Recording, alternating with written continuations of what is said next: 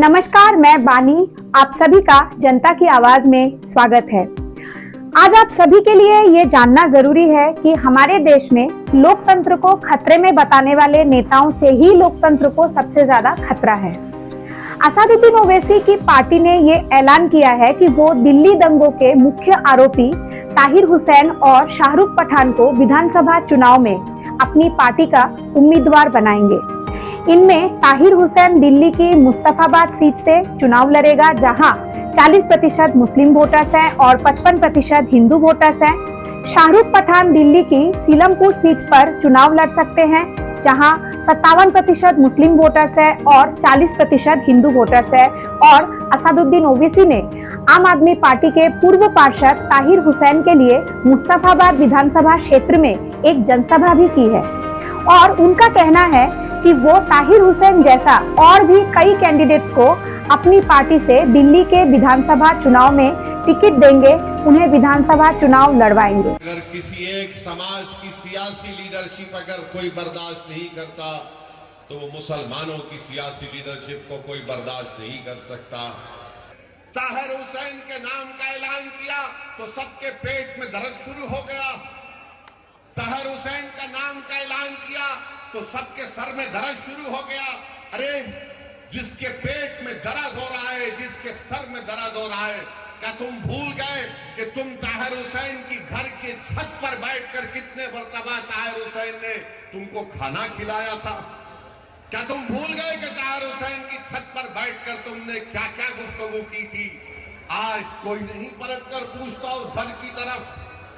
हमारे स्थानीय जो संगठन है उसने इस बारे में विचार करने को कहा है कि क्या शाहरुख पठान को हम टिकट दे सकते हैं या कैंडिडेट बना सकते हैं क्या।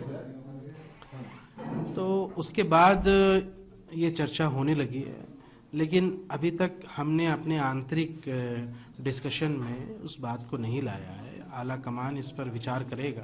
पता चला कि पहले आम आदमी पार्टी ने जिसको टिकट दिया ताहिर हुसैन को पार्षद बनाया, वो दंगा किया। अब जब उसको सजा होने गई तो ओवैसी ने उसको टिकट दे दिया। अब कांग्रेस आके इशरत जहां को देगी। देखो, यही हम देश को बताना चाहते हैं कि इन पार्टियों का कोई दीन ईमान नहीं है। ये जनता का गर्दन कटे, जनता की जेब कटे, इनको कोई फर्क नहीं पड़ता।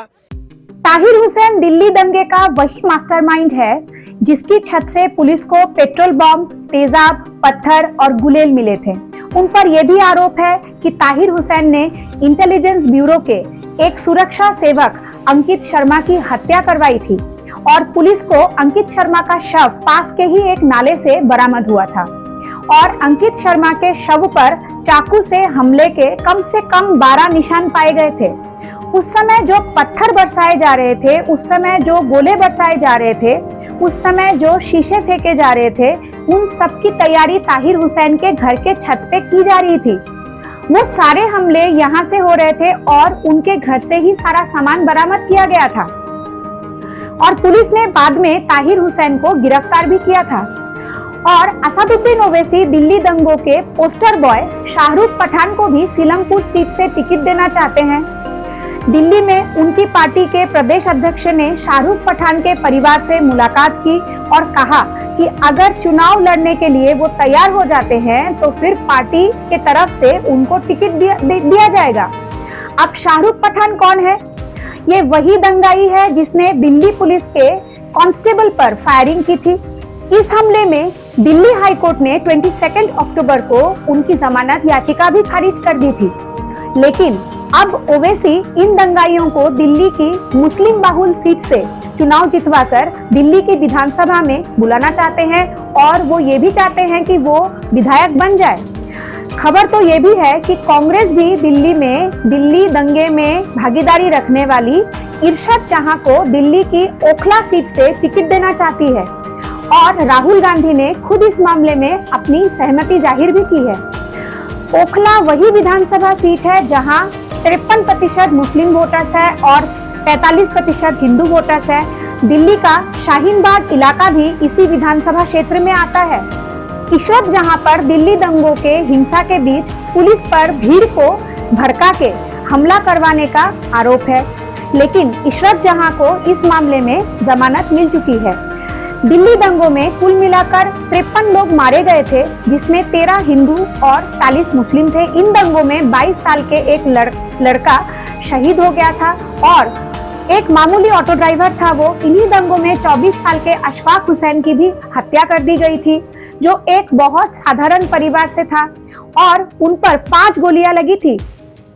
हमारे ये तमाम विपक्ष के नेता अगर चाहते तो इनके परिवार में किसी को टिकट देकर विधानसभा चुनाव लड़वा सकते थे या उम्मीदवार बना सकते थे, यानी कि जिन्होंने इन दंगों में अपने परिवार के सदस्यों को खो दिया, जो दंगे के शिकार हुए, क्या उन परिवार को टिकट नहीं मिल सकता था? लेकिन किसी भी पार्टी ने इन परिवार के लिए ये नहीं सोचा। आरोपियों को टिकट दिया जा रहा है। दंगे के जो आरोपी हैं, जिन्होंने दंगे करवाए, हत्याएं करवाई, उन्हें पार्टियां टिकट देने के बारे में सोच रही है और ये सोचती है कि जीत भी जाएगी। लेकिन जो मारे गए, जो सबसे ज्यादा इन दंगों में शिकार हुए, उनके बारे में पार्टियां नहीं सोच रही है। इनमें से अशफाक हुसैन का परिवार उसी मुस्तफाबाद से था जहां से ताहिर हुसैन को टिकट दिया गया है, लेकिन ओवैसी ने अशफाक हुसैन के परिवार की जगह पर तारिक हुसैन को मुस्तफाबाद से अपना उम्मीदवार बनाया, जिस पर दंगे करवाने का सबसे बड़ा आरोप है। ये बात हमारे नेताओं को कड़वी जरूर लगेगी, लेकिन चुनाव धर्म के नाम पर लड़ा जा रहा है, टिकट दिया जा रहा है। पार्टियां आतंकवादियों को, दंगाइयों को टिकट देकर जितवाना चाहती है और ये आज से नहीं हो रहा है, ये पहले से होता आ रहा है। याद कीजिए, अप्रैल 2009 में उस समय गृह मंत्री पी चिदम्बरम पर जूता फेंकने वाले जर्नैल सिंह पर वर्ष 2015 में आम आदमी पार्टी ने टिकट देकर चुनाव लड़वाया और विधायक बन गए। वो ऐसा व्यक्ति जिसने गृह मंत्री पर जूता फेंका, उसको टिकट दिया आम आदमी पार्टी ने और उसे जितवाया भी। साल 2014 में इमरान मसूद ने कहा था कि वो नरेंद्र मोदी की बोटी बोटी कर देंगे और आज वो कांग्रेस के लोकसभा के सांसद है।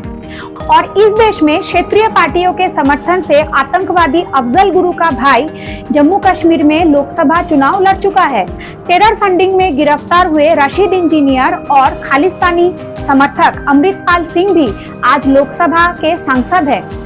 इसे पता चलता है कि हमारे देश के विपक्ष के नेता चुनाव जीतने के लिए दंगाइयों को और आतंकवादियों का समर्थन करने के लिए तैयार हैं, जिनसे उनके समुदाय में ये संदेश जाए कि वो उनके साथ हैं। और आज दिल्ली के विधानसभा चुनाव में भी यही हो रहा है। लेकिन अब बदलाव का समय आ चुका है और आप सबको ये सोचकर चुनाव में वोट करना है कि आपका चुना हुआ विधायक कोई आरोपी ना हो, दिल्ली की किसी विधानसभा क्षेत्र से कोई दंगाई या कोई संदिग्ध आरोपी हमारी दिल्ली का नेतृत्व ना करे। अगर आपने अभी चैनल को सब्सक्राइब नहीं किया है तो जल्दी से सब्सक्राइब कर लीजिए। मैं बानी फिर से लौटूंगी नई तथ्यों के साथ। नमस्कार, जय हिंद, जय भारत।